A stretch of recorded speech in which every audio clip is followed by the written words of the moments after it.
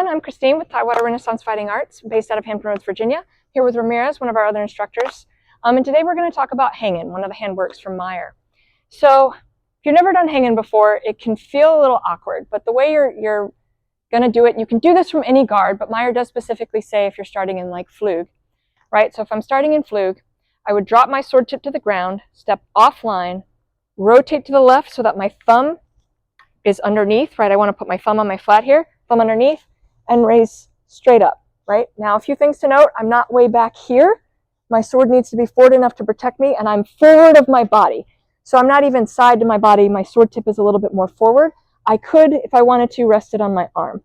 Also, I'm looking out through here, not through here, right? I don't want to turn so much that I accidentally get hit in the back. I want to be squared to my opponent, right? So if I'm sitting here in Flug, my thumb's actually already on my flat. Drop the sword tip down, step offline, rotate so my thumb is on the inside, bring it straight up.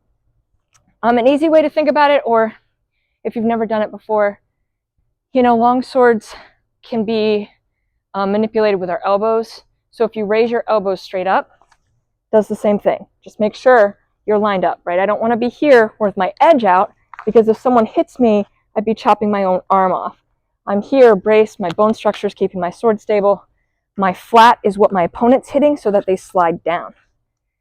If I do this the other side, same idea, in Flug, thumb already on the flat, drop my sword tip down, rotate so that my thumb is on the inside, step offline, and raise it straight up.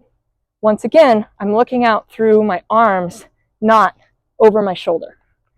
And sword tip is slightly forward of my body, not back, right? So in this position, I control how near or far my opponent falls off. You don't want to be here though, because you want your opponent to slide down the blade. That's the purpose of this. This is just a parry, basically. So the way that would work, if Ramirez throws an overhalf from my left, and then he would slide down. And in just that moment, while he's a little off balance, I would attempt to take advantage of that, right? But this is how it would look. And from the other way, so if we do it on the other side, from this side.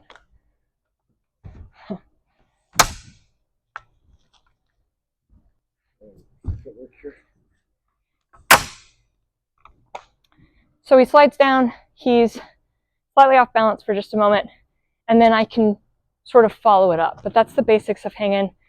Just always make sure you do want your thumb on your flat. For right-handers, it's a lot easier to go to the left than it is to the right. For left-handers, that would be reversed. It'd be a lot easier to go to the right than the left.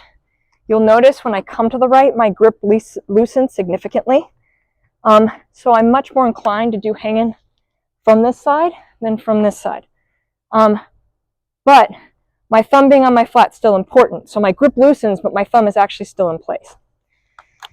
Now, this is just muscle memory, right? If you've never done this before, it feels very strange, but your muscle memory will quickly fill in the gaps of that if you keep practicing it.